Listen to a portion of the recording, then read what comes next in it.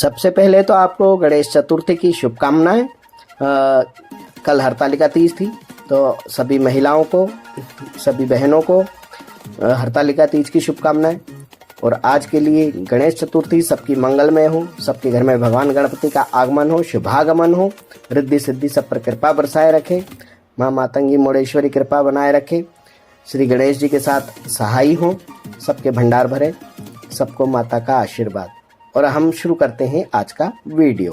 नमोस्तुते महामाये मातंगी मोड़ेश्वरी, सर्व कष्ट हरे देवी, भक्ति मुक्ति प्रदायनी, धर्मारण्ये स्थिता देवी, हृदयारण्ये संस्थिता, रक्ष रक्ष महादेवी, मोड़ कुलोधारिणी, धर्मारण्ये तीर्थ स्थाने संस्थिता भवतारिणी, दुष्ट करणात् की धाता, श्यामला रूप धारिणी, मोड़ जनहा वंदिता, मातंगी मोड़ कुले, कृपा करो सिद्धि बुद्धि प्रदे देवी, अष्टादश भुज धारिणी। आप सभी धर्म प्रेमी बंधुओं का आपके अपने चैनल मोड़ेश्वरी कृपा में स्वागत। अगर किसी की सवारी बंद गई है या कई समय से सवारी आ नहीं रही है और उनको ऐसा प्रतीत होता है कि उनकी सवारी बांध दी गई है, तो ये उसी तरह के प्रश्नों के उत्तर में ये वीडियो बनाया जा रहा है।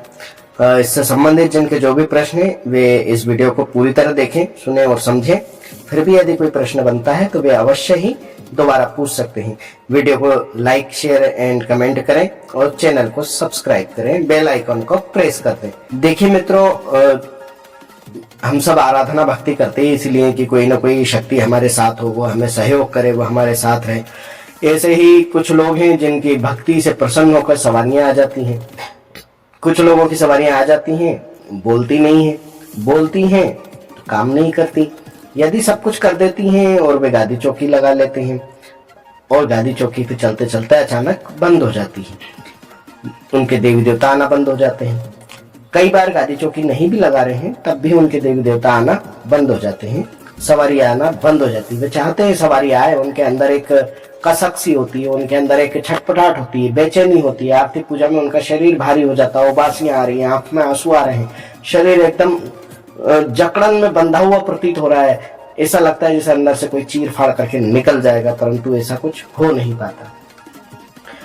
तब ऐसी अवस्था में उनको ये समझता में आता है, या वे किसी भक्त के यहाँ जाते तो उन्हें बताया जाता है कि आपकी सवारी को बांध दिया गया है।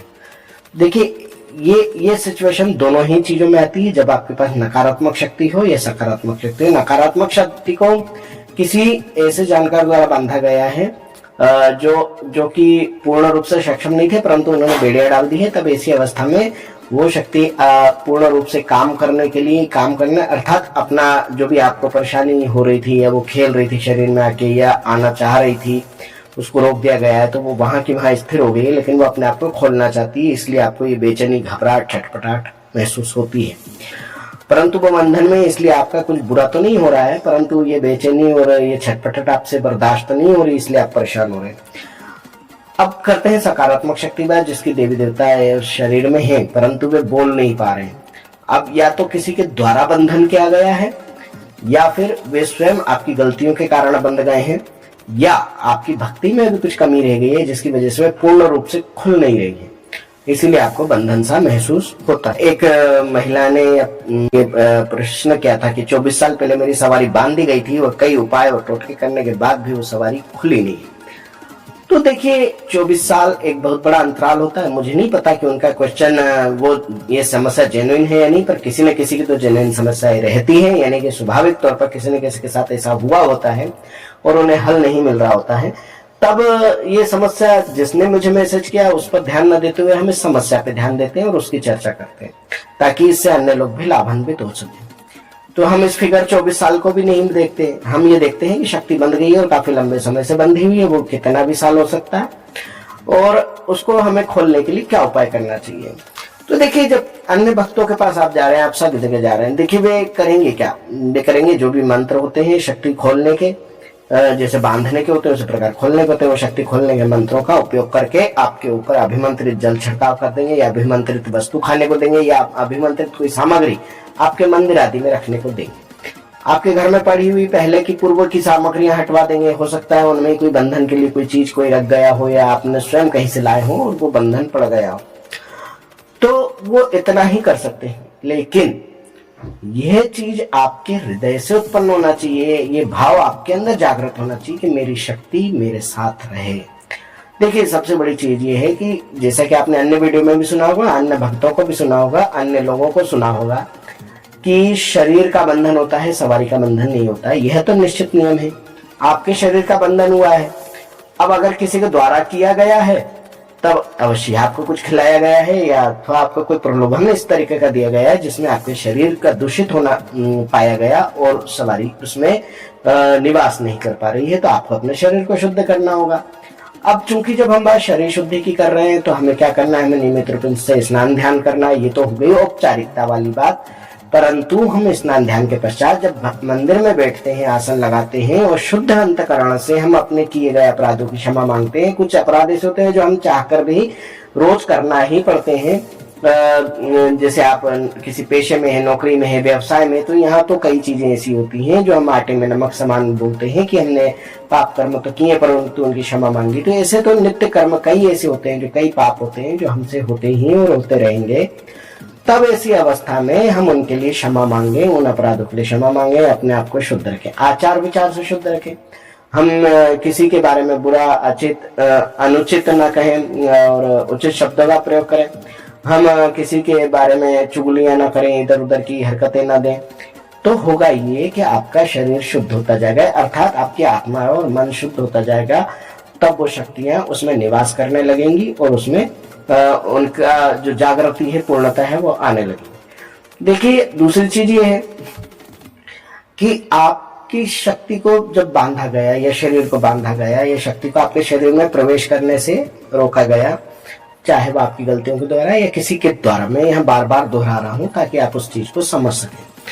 तो किसी भी प्रकार से वो शक्ति जब बंधी है तो या तो उसको भोग के द्वारा बांधा जाता है या श्रृंगार के द्वारा बांधा जाता है या भक्ति की शक्ति के वचनों द्वारा बांधा जाता है। तो तीनों ही चीजें आपको बढ़ानी होंगी। आप देखिए आप क्या भोग श्रृंगार कितने समय से नहीं दे पाए हैं या कितनी बार दिया है या किस अवस्था में दिया है। कई लोग देते हैं, खर्चा करते हैं और पीछे से जैसे हम किसी अड़ोसी पड़ोसी को ताना मारते हैं उस प्रकार से देवी देवता के ऊपर एहसान जताते कि हमने दिया है, वह स्वीकार्य नहीं होता।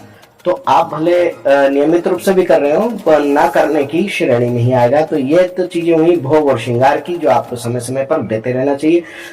अब इसके ऊपर आती है भक्ति। भक्ति जो आपके हृदय से उपजती है, आपके मन में होना चाहिए श्रद्धा, लगन, विश्वास कि नहीं मेरी शक्ति मेरी है, इस पे किसी का बंधन नहीं लग सकता। क्योंकि जब मैं शुद्ध हूँ, मेरा अंतःकरण शुद्ध है, मेरे शरीर पे कोई बंधन नहीं लग पा रहा है, तो शक्ति को आने से कोई रोक ही नहीं सकता। और जब तक स्वयं शक्ति नहीं चाहती, वो आपको दंड देना चाहती है, तभी तक ये सब समस्याएं उत्पन्न होती हैं। तो ये तो हमारी ही त्रुटियों के कारण ये सब होता है। तो आपको अपनी शक्तियां खुल जाएंगी, खुलती हुई नजर आएंगी यदि आप अपनी भक्ति और पूजा, सेवा, आराधना नियम पूर्वक निश्चित रूप से बढ़ा दें। अब रहे उपाय, आप सुनते होंगे कि अन्य वीडियो में अन्य भगत अलग अलग तरीके के उपाय बताते हैं कि ये मंत्र जपने से या फिर यह पूजा या विधि करने से जो है शक्ति खुल जाती। तो देखिए वो विधि उपाय टोटके इसी तरह के हैं जैसे कि आपके मन का विश्वास को बढ़ाने का तरीका। जब आपका मन उस चीज को करता है, क्रिया को करता है, जैसे कि मैंने कहा भोग समय पे दीजिए, आप श्रृंगार समय पे दीजिए, आप नहीं दे रहे हैं, आप अब भी यही कहेंगे कि हाँ हमने तो दिया है, हम दे देंगे, हम करेंगे। तो इसी वजह से जब आप किसी भगत की बात सुनते हैं तो वो आपसे कहते हैं नहीं जाइए, ये उपाय कीजिए, तो उस उपाय के माध्यम से वो भोग और वो श्रृंगार उस शक्ति तक पहुंचता है और वो खुलना शुरू हो जाती है। तो वो अक्सर ये कहेंगे कि आप 5 मंगलवार, 5 शनिवार, 5 इतवार, 5 अमावस, 5 पूनम या किसी भी प्रकार से 5-7 बार आपसे वो चढ़वाते हैं। तो आप यह कार्य स्वयं क्यों नहीं करते? आपकी शक्ति है, आपको जागृत रखना है, आपको उसे जगाना है, आप चाहते हैं कि वो आप पे कृपा करे, तो आपको चाहिए कि आप स्वयं ये कार्य करें। आप किसी के कहने का इंतजार क्यों करते हैं? आप कोई समस्या खड़ी करके फिर उसके समाधान के लिए क्यों भागते हैं? आपको स्वयं ये सब करना चाहिए। जब आप ये सब करेंगे तो आपकी शक्ति स्वतः ही खुल जाएगी।